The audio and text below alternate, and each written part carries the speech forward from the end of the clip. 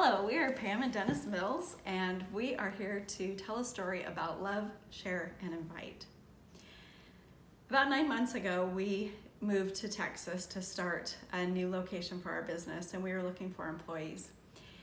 I posted a Facebook ad in a women's group, and this ad got shared by several people, and eventually it landed in the home of the Howards.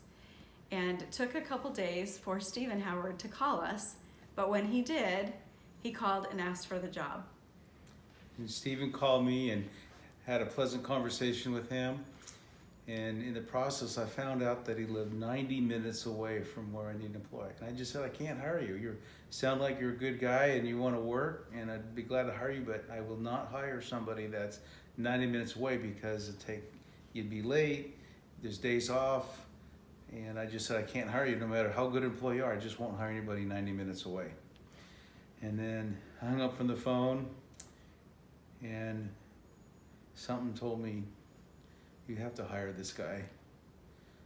So I called him back and told him to hire him, and he was so happy, and he drove 90 minutes to work. 90 minutes every day. To and from, 3 hours on the, hour and a half every day. And he was a great employee, but it was still a struggle for him and his family and his time in an old beat up truck. And when Dennis came and told me that the Spirit told him to hire him back, we both looked at each other and said, there's a reason we're supposed to hire this guy.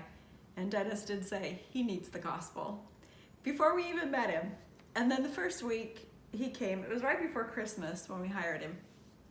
And we could tell he'd been struggling. He'd been out of work, and that job didn't go so well. He missed some paychecks, and he just wanted to find a good job that he could support his family.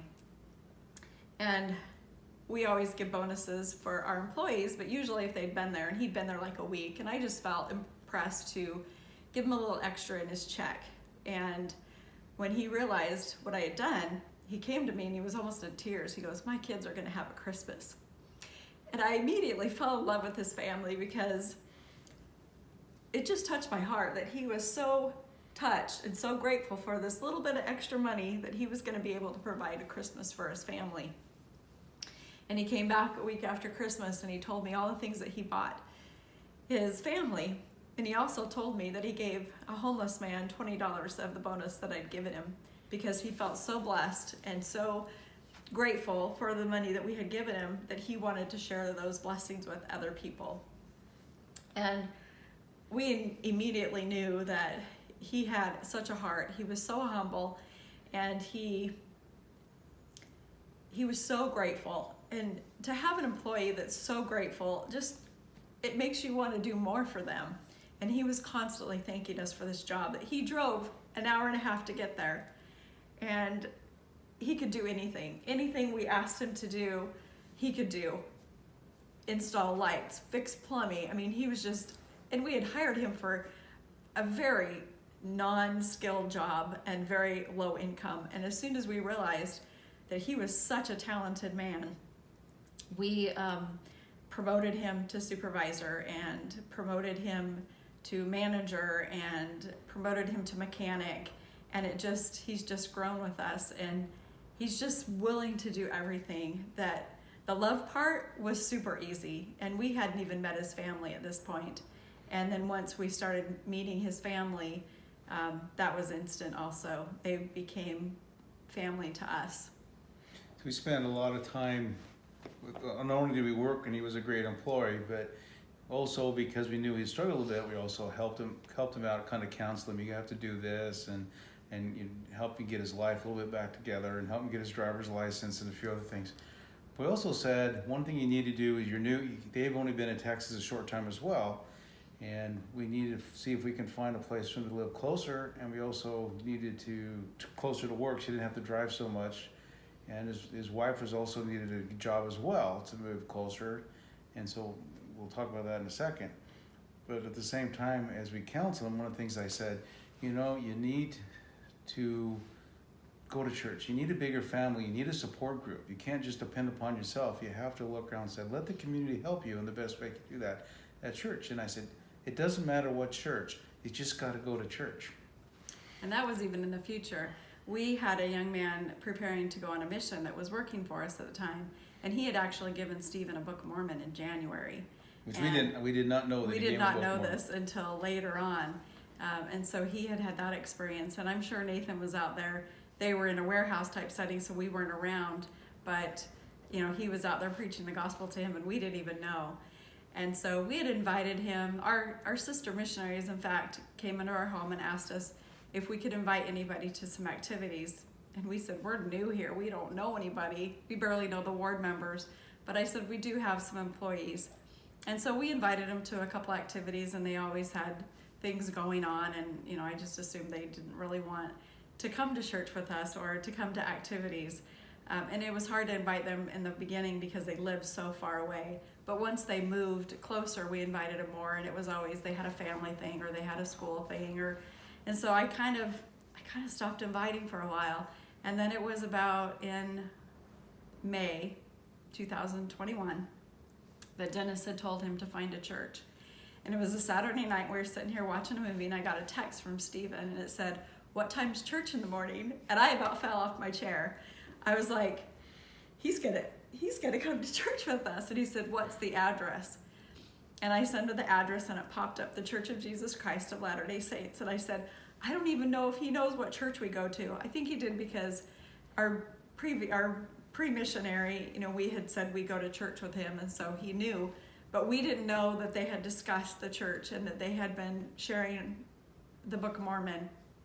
And so I said, do you think he's gonna come? And so we sat on pins and needles all night, and I had that nervous feeling of, you just want everything perfect when a non-member comes to church with you. And so I was praying like crazy, and we texted a little bit in the morning, and I said, we'll save a seat for you. And he says, we're running a little bit late. It's hard to get the kids up this early, and we'll be there. And my heart was full. I just thought, wow, this is amazing. They're gonna come to church with us. And they walked in, and they looked amazing. We'd only seen Stephen in work clothes and greasy and everything, and they had dressed up, and the kids were so excited to be there, and They were a little self-conscious, dressed up, meaning they had a nice shirt and pants, and they didn't have, kind of borrowed shoes, because all he had was work boots. He didn't even have shoes. He had to borrow them, and they did the best can. And you're hoping the ward will look at that and just welcome. And I can tell you, we have a very friendly ward, and from the time they walked in, Pam and I could almost step back because the ward members just greeted them and hugged them and welcomed them and just made them feel so glad that they were glad to see them in church. We were so grateful for that. Yeah, and it happened, I took the kids to primary, and they knew friends in primary from school, and the kids were just so excited. And I think they stayed after church for at least a half an hour talking to people and people welcoming them. And it was just the most amazing feeling to see the love that our ward members had for this family that, we thought may not fit perfectly in there. And it was just an amazing experience. The love that we felt and the love they felt, and they've had so many miracles in their life. And yesterday, you can tell them what we experienced yesterday. So yesterday was the baptismal date, but leading up to that, obviously there was discussions. They had discussions not only in our home, I think they had 2, but multiple families in our ward invited them over. They had discussions in other ward members' homes, and they had eating dinner. They had dinner opportunities. The missionaries just thought this was great. This family changed. He shaved off his beard. He cut his hair. He met with the bishop. The bishop's wife took him down and got him a suit. Got Amanda some really nice dresses at the Deseret Industries, and they started to come to church. And they changed from the whole light in their whole life changed, and you could just see it in the eyes. And yesterday was the culmination, which is July 10th, where I was able to baptize Stephen, confirm him of the church, and give him the Aaronic priesthood.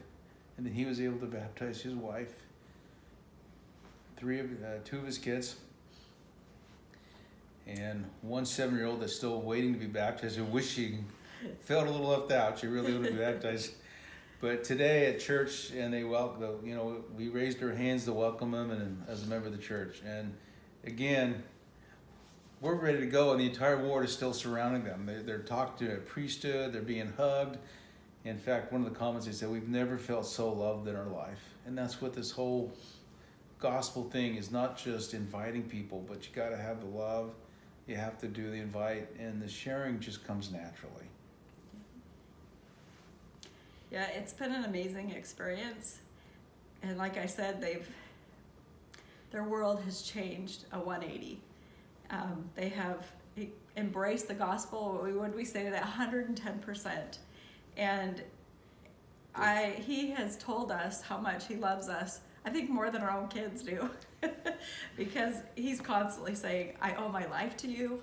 I'm so grateful for you. I love you." And as we look at him now that of course he's still working for us, I have to do a double take sometimes because he doesn't even look like the same person.